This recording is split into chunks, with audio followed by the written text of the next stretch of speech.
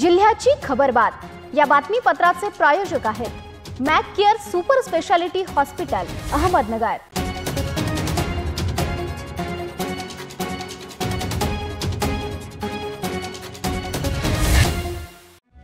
नमस्कार, मी साक्षी, न्यूज 24 सह्याद्रीमध्ये तुमचं स्वागत। पाहूया अहिल्यानगर जिल्ह्यातील महत्त्वपूर्ण बातम्यांचा आढावा जिल्ह्याची खबरबातमध्ये।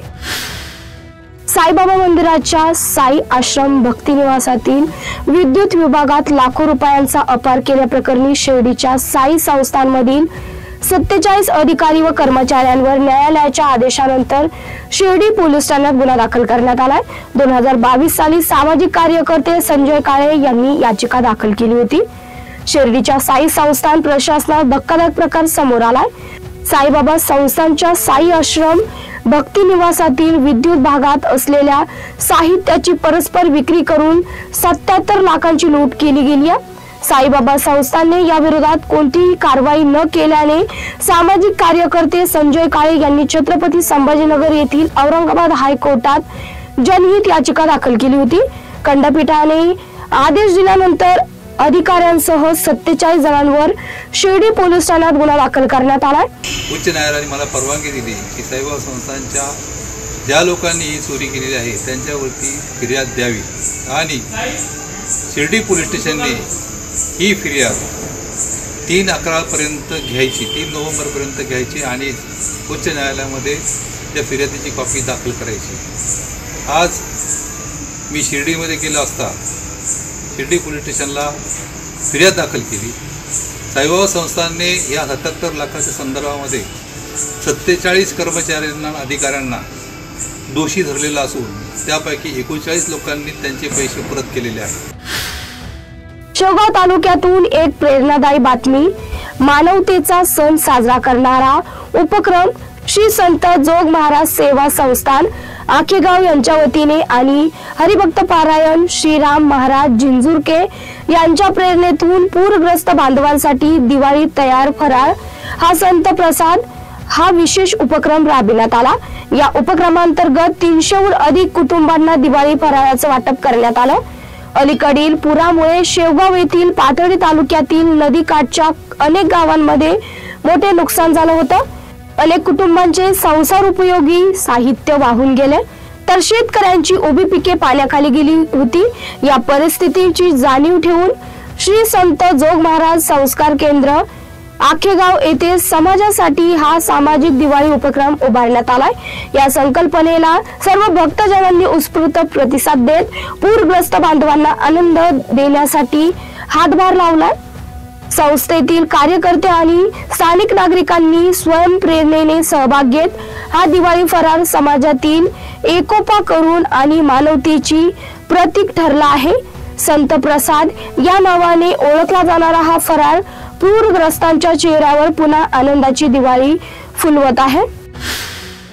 अविवाहित तरुणांना लग्नाचा आमिष दाखवून लाखो रुपये उकळवणाऱ्या एका हाय प्रोफाईल टोळीचा कोपरगाव पोलिसांनी पर्दाफाश केला।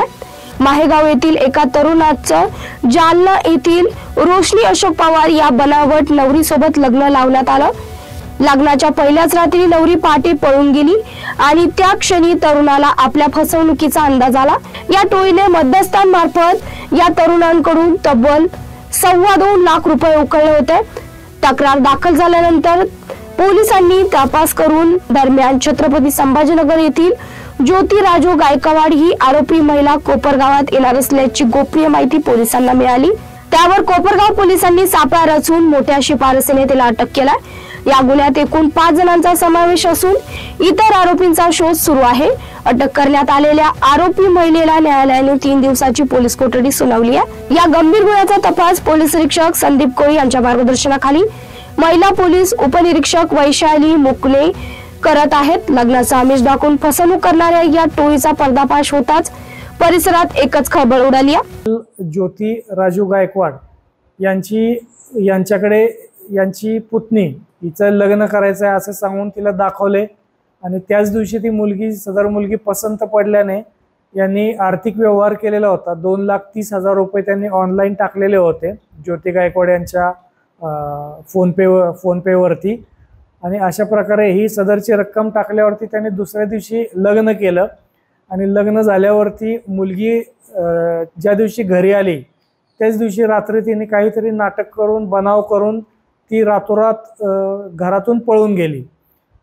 अशा प्रकारच्या तक्रारीवरून पोलीस स्टेशन कोपरगाव तालुका येथे गुन्हा दाखल करण्यात आलेला आहे। श्रीगोंदा शहर आणि तालुक्यात स्थानिक स्वराज्य संस्थेच्या निवडणुकीचे वारे वाहू लागले असताच शहराच्या विकासाचा मुद्दा केंद्रस्थानी ठेवून श्रीगोंदा नगरपालिकेच्या तत्कालीन पदाधिकाऱ्यांवर टीका टिप्पणी सुरू झाली आहे। शहराच्या विकासाची मोठी हानी कथित काळूबाळूमुळे झाली असून या काळूबाळूला पुन्हा नगरपालिकेच्या सत्तेत येण्यापासून रोखण्याची तयारी श्रीगोंदा क्षेत्रातील तरुण कार्यकर्त्यांनी केली आहे। शेवगाव पोलिसांनी धडक कारवाई करत सुमारे 5,06,000 रुपयांचा अवैध देशी दारू साठा आणि स्विफ्ट डिझायर कार जप्त केली आहे। या प्रकरणी अजय श्रीधर पातकळ याला अटक करण्यात आलाय। वाहन तपासल्यावर भिंगरी संतळा कंपनीच्या देशी दारूच्या 16 सीलबंद पेट्या आणि 3.50 लाख रुपये किमतीची स्विफ्ट डिझायर कार असा एकूण 4,06,000 रुपयांचा मुद्देमाल जप्त करण्यात आलाय। जिल्ह्याची खबर बातमी घेऊया छोटीशी विश्रांती। रोखोक पत्रकारिता, निर्भीड बाणा आणि कणखर भूमिका, महाराष्ट्राचा सखा, सत्याचा पाठीराखा, शब्दांचं सामर्थ्य, विश्वसनीयतेची उंची, न्यूज 24 सह्याद्री। विश्रांतीनंतर तुमचं पुन्हा एकदा स्वागत। पाहूया पुढील बातम्या। शिर्डी व शनिशिंगणापूरच्या मध्यवर्ती ठिकाणी असलेल्या रावरी बस स्थानकाचं काम कंत्राटदाराच्या दिरंगाईमुळे रखडलंय। कामाचा कालावधी उलटूनही केवळ 25% काम पूर्ण झालं असून 75% काम बाकी आहे। माजी खासदार प्रसाद तनपुरे यांनी ठेकेदारावर चालढकलपणाचा आरोप करत काम तत्काळ पूर्ण करण्याची मागणी केली आहे। श्री साईबाबा संस्थान विश्वस्त व्यवस्था शिर्डी येथे विद्युत विभागात 77 लाख रुपयांचा आर्थिक अपहार धक्कादायक प्रकार उघडकीस आला। कोपरगाव येथील सामाजिक कार्यकर्ते संजय भास्करराव काळे यांनी पाठपुराव्यानंतर हा घोटाळा उजेडात आणलाय। उच्च न्यायालयाच्या औरंगाबाद खंडपीठाच्या आदेशानुसार शिर्डी पोलिसांनी या प्रकरणी फिर्याद दाखल केली असून त्यामुळे मोठी खळबळ उडाली आहे। रावरी तालुक्यातील घोरपडवाडी घाटात रात्रीच्या दरम्यान दुचाकीवरून तोंडाला रुमाल बांधून आलेल्या 3 बामट्यांनी एका कापड व्यापाऱ्याला चाकूचा धाक दाखवत त्याच्या जवळील 70,000 रुपये रोख रक्कम जबरदस्तीने काढून घेतली। सुशांत चांगदेव काकडे हा तरुण दुचाकीवरून घाटातून जात असताना हा प्रकार घडला। बामट्यांनी दुचाकीवरून येऊन काकडे बंधूंना अडवून लुटलं आणि पसार झाले। दिवाळी सणानिमित्त काळ्या बाजारात विक्रीसाठी नेण्यात येत असलेल्या रेशनच्या तांदळाच्या साठ्यावर स्थानिक गुन्हे शाखेच्या पथकाने नेवासा पोलीस ठाण्याच्या हद्दीत कारवाई केली आहे। या कारवाईत तब्बल 450 गुन्हे ज्यांची किंमत 11,25,000 रुपये आहे तो मुद्देमाल जप्त करण्यात आलाय। या प्रकरणी नेवासा पोलीस ठाण्यात गुन्हा दाखल करण्यात आलाय। कोपरगाव शहरात घरफोडी आणि जबरी चोरी करणाऱ्या टोळीचा कोपरगाव शहर पोलिसांनी पर्दाफाश केला।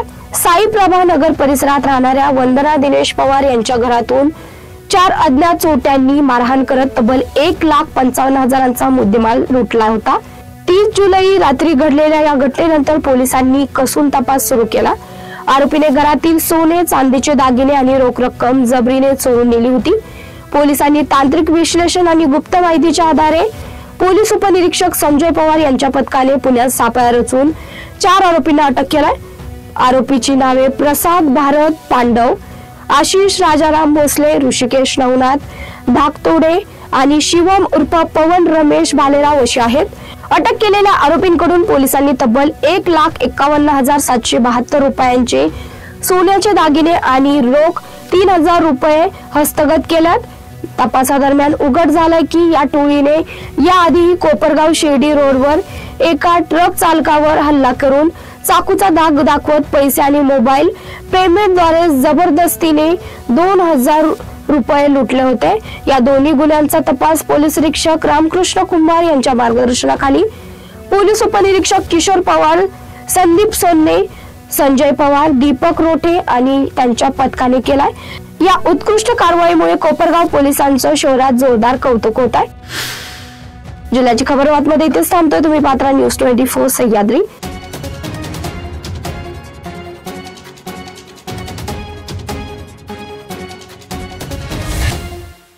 जिल्ह्याची खबरबात या बातमीपत्राचे प्रायोजक होते Mac care super speciality hospital Ahmednagar.